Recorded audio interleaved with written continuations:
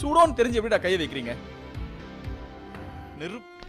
சொல்லிட்டீங்களா இல்லையான்னு கேட்டேன். சொல்லிட்டீங்களா? என்ன சொல்லிட்டீங்க? புரியல சார். என்ன புரியாத மாதிரி கேக்குறீங்க? சொல்லிட்டீங்க. பைத்தியம் எங்களுக்குள்ள திவ்யா. நீ தான் அவன் மேல கண்மூடித்தனமா நம்பிக்கை வச்சிருக்க. அந்த You know the theory behind Dia? Do you? I'm working on it. It's path breaking Raghavan. I strike. Give me a chance. போட்டுக்கிறீங்க. Hey. இங்கே போட்டுறேன். வாங்கினது உலகத்திலே நான் சந்தோஷமா இருக்கிற ஒரே இடம் இதுதான். இது வரைக்கும் இங்க யாரும். இந்த வீடியோவில் டேனியல் பாலாஜி எப்படி சினிமாவுக்குள்ளே வந்தார், என்னென்ன படங்கள் நடிச்சிருக்காரு, அவர் எப்படி இறந்து போனார் அப்படின்ற ஒரு ஃபுல் ஜேர்னி வீடியோவாக இதை பார்ப்போம். 1975 டிசம்பர் 2ஆம் தேதி அன்னைக்கு தான் மெட்ராஸில் இவர் பிறந்திருக்காரு. இவரோட ஒரிஜினல் நேம் வந்து டிசி பாலாஜி. இவங்களுடைய அப்பா தெலுங்கு, அம்மா தமிழ். இவர் தமிழ் சினிமாவில் ரொம்பவுமே ஃபேமஸான ஆக்டராக இருக்கக்கூடிய முரளி அவர்களோட பிரதர். இவர் சென்னையில் ஸ்கூல் முடிச்சதுக்கு அப்புறமா சென்னையில் இருக்க தரமணி ஃபிலிம் இன்ஸ்டிடியூட்ல ஃபிலிம் டைரக்ஷன் கோர்ஸ் படிச்சிருக்காரு. இவருடைய சினிமா பயணம் முதலாக எங்க தொடங்குதுன்னு பார்த்தீங்கன்னா, கமல்ஹாசன் அவர்களோட அசுர நடிப்பால் பெரிய பட்ஜெட்ல உருவாகி ரிலீஸ் ஆகாம போன மருதநாயகம் படத்துல யூனிட் ப்ரொடக்ஷன் மேனேஜரா ஒர்க் பண்ணிருக்காரு. அதுதான் இவருடைய சினிமா கெரியர்ல ஸ்டார்டிங். அதுக்கப்புறமா சன் டிவில டெலிகாஸ்ட் ஆன சித்தி அப்படின்ற ஒரு சீரியல்ல பாலாஜி ஒரு கேரக்டர் பண்றாரு. அவரோட கேரக்டர் வந்து டேனியல். தூண்லயும் இருப்பான், துரும்புலயும் இருப்பான் நாராயணன். கேள்விப்பட்டிருக்கீங்களா? அந்த மாதிரி தான் அங்கேயும் இருப்பான், இங்கேயும் இருப்பான், எங்கேயும் இருப்பான். அந்த சீரியலில் இவரோட கேரக்டர் பயங்கர அளவில் ஃபேமஸ் ஆகுது. பெரிய அளவில் சக்ஸஸும் கிடைக்குது இவருக்கு. இதனால சன் டிவியில் செகண்ட் சீரியலாக இவருக்கு அலைகள் அப்படின்ற ஒரு சீரியலில் வாய்ப்பு கிடைக்குது. இந்த சீரியலில் டிசி பாலாஜி அப்படின்னு இருந்த தன்னோட நேமை சித்தி படத்தில் கிடைச்ச சக்ஸஸ்னால டேனியல் பாலாஜி அப்படின்னு மாற்றி வச்சுக்கிறாரு. இந்த தர்மா போனா எந்த வேலையும் அறகுறையாக செய்யறதில்ல, உனக்கே தெரியும்.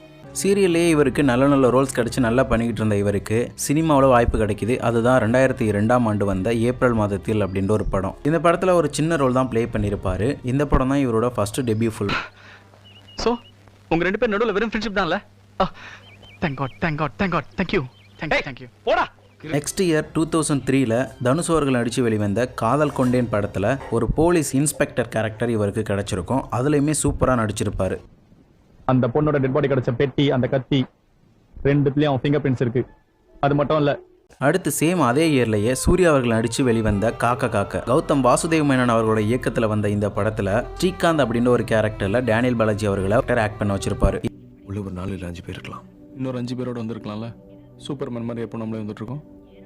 2003க்கு அப்புறமா இவருக்கு தமிழ் வாய்ப்புகள் கிடைக்காம மலையாள சினிமாவில் டெபியூ பண்ணுறாரு. பிளாக் அப்படின்ற ஒரு மூவியில் ஏழுமலை அப்படின்ற ஒரு கேரக்டரில். தொப்பு துறவு ஆளம்புன்னு வசதியா வாழ்ந்தவ பெரிய வீட்டு செல்லம் இப்படி கூட்டிட்டு ஓடி வந்து சேம் அதே இயர்லேயே தெலுங்கு இண்டஸ்ட்ரியிலையும் இவர் டெபியூ பண்ணுறாரு. 2004ல் சம்பா அப்படின்ற ஒரு மூவிலையும், கர்ஷனா அப்படின்ற ஒரு மூவிலையும். அடுத்து 2006 கௌதம் வாசுதேவ் மேனன் அவரோட அடுத்த படமான வேட்டையாடு விளையாடு. இந்த படத்தில் இவரோட ரோல் ரொம்ப முக்கியமான ரோல். பாதி படம் ஹிட் ஆனதுக்கு காரணம் இவரோட கேரக்டர் அப்படின்னு தான் சொல்லணும். அமுதன் சுகுமாரன் அப்படின்ற ஒரு கேரக்டரில் நடிச்சிருப்பார் இவர். இந்த படம் தான் இவருக்கு ஒரு பிரேக் த்ரூனே சொல்லலாம். அந்த அளவுக்கு இந்த படத்தில் பயங்கரமான ஆன்டகானிஸ்ட் ரோல் ப்ளே பண்ணியிருப்பாரு. இந்த படத்தில் தான் இவரோட கேரக்டர் ஃபுல்லாக பேசப்படுது. பயங்கர ஃபேமஸ் ஆகுறாரு. நிறைய அப்ரிசியேஷன் கிடைக்குது. இவருடைய டைலாக் டெலிவரி, ஆக்டிங் ஸ்கில்ஸ் எல்லாமே பயங்கரமா இருக்குது. இப்போ வரைக்குமே இந்த படத்துல இவரோட கேரக்டர் பார்த்தோம்னா நமக்கே பயமா தான் இருக்கும். இவருடைய கெரியர்லேயே பெஸ்டான ஒரு படம்னா அது வேட்டையாடு விளையாடு படத்துல இவர் பண்ண கேரக்டர் தான். அது லீனான உடம்பு, லாங்கான ஹேர் வச்சுட்டு ஒரு டாக்டர் ரோல் மிரட்டி எடுத்திருப்பார். எனக்குள்ள அடக்கி வச்சிருந்த மிருகத்தை வெளியில கொண்டு வந்தாங்க. I am sorry Raghavan. அடுத்த மூவி 2007ல் வெற்றிமாறன் அவரோட இயக்கத்தில் தனுஷ் அவர்கள் நடிச்சு வெளிவந்த பொல்லாதவன். இந்த படத்துலையும் ஒரு நெகட்டிவ் கேரக்டர் பண்ணியிருப்பாரு, ரவி அப்படின்ற ஒரு கேரக்டரில். இவரோட ஃபேஸ் வந்து ஒரு வில்லன் கேரக்டருக்கே செதுக்குன மாதிரி இருக்கும். அந்த மாதிரி தான் இந்த படத்துலையும் நடிச்சிருப்பாரு. மெயினாக இவரோட ஃபைட்டு அண்ட் டைலாக் டெலிவரி, இது ரெண்டு மட்டும் தான் இவரோட மெயினான விஷயமே. இவரோட வாய்ஸில் டைலாக் டெலிவரி பண்ணுறது, அதை கேட்கும்போது ரொம்பவே நல்லா இருக்கும். இந்த படத்தில் இவரோட ரோலுக்குமே மக்கள் மத்தியில் பயங்கர ரெஸ்பான்ஸ் கிடைக்குது. இப்போ வரைக்குமே இந்த படம் பேசப்பட்டுக்கிட்டு தான் இருக்கு. போடுறா தப்பு உந்து. இந்த பக்கம் தமிழ் சினிமாவில் ஆக்ட் பண்ணிட்டு இருக்கும் போதே அந்த பக்கம் மலையாள சினிமா, தெலுங்கு சினிமா இப்படின்னு பல மொழிகளில் இவர் மாற்றி ஆக்ட் பண்ணிட்டே இருந்திருக்காரு. மலையாள மொழியில் 2006ஆம் ஆண்டு நவம்பர் ரெயின், ஃபோட்டோகிராஃப், பகவான், டேடி கூல் அப்படின்னு மலையாளத்தில் ரொம்பவே ஃபேமஸான ஆக்டர்ஸாக இருக்கக்கூடிய மோகன்லால், மம்முட்டி இவங்களோட படத்துலலாம் வில்லனாக நடிச்சிட்டு இருந்திருக்காரு. இனி முன்னோட்டு வந்தால் மூந்தினை ஞான் எடுக்கும். அப்படியே தெலுங்கு பக்கம் பார்த்தோன்னா 2007ல் சிறுதா, இந்த மாதிரி எல்லா இண்டஸ்ட்ரியிலுமே நல்லா நடித்து பயங்கர பேர் வாங்கியிருந்தார். மல்லியா చూపేంటి? అలా చూడొద్దు. அதுக்கப்புறமா 2009ல் தமிழில் முத்திரை அப்படின்ற ஒரு படத்தில் அழகு அப்படின்ற ஒரு கேரக்டரில் ஹீரோவாக ப்ளே பண்ணியிருப்பார். இதுதான் இவருடைய ஃபர்ஸ்ட் டெபியூ ஃபிலிம் ஹீரோவா. இந்த படத்தில் இவர் பயங்கரமாக சக்ஸஸ்ஃபுல்லாக கொள்ளையடிக்கிற ஒரு திருடன் ரோல் ப்ளே பண்ணியிருப்பார். இந்த படத்தில் இவர் கூட சேர்ந்து நிதின் சத்யா, லக்ஷ்மி ராய், மஞ்சரி பத்னீஸ், கிஷோர் இவங்களாம் நடிச்சிருப்பாங்க. எவ்வளோதான் திருடினாலும் மனசுக்கு பிடிச்ச பொருளை காசு கொடுத்து வாங்குறதுல இருக்கிற சந்தோஷமே வேற. இதெல்லாம் நான் ஆசைப்பட்டு பார்த்து வாங்கினது.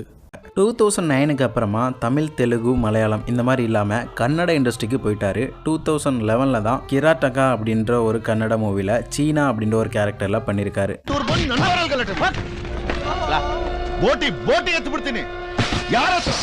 நாளுக்கு நாள் இவரோட ஆக்டிங் ஸ்கில்ஸ்னால மற்ற மொழிகளோட இண்டஸ்ட்ரியிலையுமே இவருக்கு வாய்ப்புகள் கிடைச்சிருக்கு. அதுக்கப்புறம் தமிழில் பார்த்தீங்கன்னா மிதிவெடி, மறுமுகம், ஞானக்கிருக்கன் அப்படின்ற சின்ன சின்ன படங்களில் நல்ல நல்ல கேரக்டர்ஸ் பண்ணிட்டு இருந்திருக்காரு. அடுத்து 2015ல் தான் அஜித் அவர்கள் நடித்த என்னை எறிந்தல் படத்தில் கௌதம் வாசுதேவ் மேனன் அவர்கள் இவருக்கு ஒரு கெஸ்ட் அப்பியரன்ஸ் கொடுக்கறதுக்கான ஒரு வாய்ப்பை வழங்கியிருப்பார்.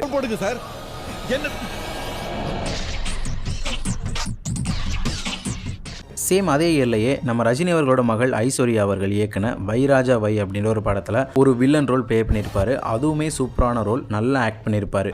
ஒரு ஓவர் 28 ரன். நீ தானே? யாரா இவன்? அடுத்து 2016ல் கௌதம் வாசுதேவன் அவர்கள் இவரை விடத்துக்கு விருப்பமே இல்லாமல் இவருடைய அடுத்த படமான அச்சம் என்பது மடமையடா அப்படின்ற ஒரு படத்தில் ஹிரான் அப்படின்ற ஒரு கேரக்டர் இவருக்கு ப்ளே பண்ணதுக்கு கொடுத்துருப்பாரு. வாசுதேவ் மேனன் எடுத்த காக்கா காக்கா படத்தில் இருந்தால் இவருக்கு நல்ல பேர் கிடைச்சிச்சு. அந்த ஒரு காரணத்தினால இவருடைய சில படங்களில் இவரை பயன்படுத்தியிருப்பார். அடுத்ததாக 2017ல் தான் இவரோட கெரியர்லேயே தமிழ்லேயே அதிக படங்கள் நடிச்சிருக்காரு. விஜய் அவர்களோட பைரவா படத்தில் கோட்டை வீரன் அப்படின்ற ஒரு ரோல் ப்ளே பண்ணியிருப்பாரு. கோட்டை வீரம் முன்ன நின்று பேசவே பயப்படுவானுவ. என்ன பார்த்து யாருன்னு கேட்கா. அதே இயர்லேயே 88, இப்படை வெல்லும், யாழ், மாயவன் அப்படின்ற 5 படங்கள் அந்த ஒரு இயரில் இவருக்கு ரிலீஸ் ஆயிருக்கு. எல்லா படங்களையுமே இவரோட கேரக்டர் என்னவோ அந்த கேரக்டருக்கு தேவையான விஷயங்களை பக்காவாக பண்ணியிருப்பாரு. பட் ஒரு சில படங்கள் ஹிட் ஆகாமல் போயிருக்கும். அந்த ஒரு விஷயத்தினால இவரோட கேரக்டரும் பெருசாக பேசவும் பட்டிருக்காது. அடுத்து 2018ல் விதிமதி உல்டா அப்படின்ற ஒரு படத்தில் டேனி அப்படின்ற ஒரு கேரக்டர் ப்ளே பண்ணியிருப்பாரு. எனக்கு இதுதான் தலையெழுத்துன்னு எழுதியிருக்கு. உனக்கு வேணாம். படிச்சோமா, US ஆஸ்திரேலியன் வேலைக்கு பண்ணோமா, அங்கேயே ஒரு பொண்ணை பிடிச்சி செட்டில் ஆயிடணும். சேம் அதே இயரில் தான் இவருக்கு இன்னொரு பிரேக் த்ரூவா மஞ்ச ஒரு படம் வெற்றிமாறன் அவர்களோட இயக்கத்தில் தனுஷ் அவர்கள் நடித்து வெளிவந்த வடச்சென்னை. இப்போ வரைக்கும் இந்த படத்தோட பார்ட் 2 எப்போ வரும் அப்படின்னு அவ்வளோ ரசிகர்கள் கேட்காத ஆளே கிடையாது. அந்த அளவுக்கு ஒரு இம்பாக்ட் கிரியேட் பண்ண படம் தான் வடச்சென்னை. இந்த படத்தில் தம்பி அப்படின்ற ஒரு சீனியர் கேரக்டரில் ஒரு மெச்சூர்டான ரவுடி ரோல் ப்ளே பண்ணியிருப்பாரு. இந்த படத்தில் உள்ள ஒவ்வொரு கேரக்டரோட நேமும் ஒவ்வொரு பர்சனும் நமக்கு நல்லாவே தெரியும். அந்த அளவுக்கு கேரக்டரை நல்லா டிசைன் பண்ணி கொடுத்துருப்பாரு நம்ம வெற்றிமாறன் அவர்கள். அவங்கெல்லாம் வெளியூர்ல இருந்து நம்மளை நம்பி இங்க வந்து கடை வச்சுக்கிறாங்க. நம்ம தானப்பா அவங்களுக்கு சேஃப்டி பண்ணி கொடுக்கணும். நெக்ஸ்ட் 2019ல் கேங்ஸ் ஆஃப் மெட்ராஸ் அப்படின்ற ஒரு படத்தில் பாக்ஸி அப்படின்ற ஒரு கேரக்டர் ப்ளே பண்ணியிருப்பாரு. நீ சொல்ற ஆளுங்க பெரிய கேங்ஸ்டர்ஸ். கொஞ்சம் மிஸ் ஆச்சுன்னா மோட்டிவ் தெரிஞ்சாலே போதும். ஒன்றை மட்டும் இல்லை, உன் பரம்பரையை நோண்டி எடுத்து மொத்த பெரிய செஞ்சுருவாங்க. சேம் அதே இயர்லையே மறுபடியும் விஜய் அவர்கள் கூட சேர்ந்து பிகில் படத்தில் டேனியல் அப்படின்ற ஒரு கேரக்டரில் மறுபடியும் ஒரு நெகட்டிவ் ரோல் ப்ளே பண்ணியிருப்பாரு.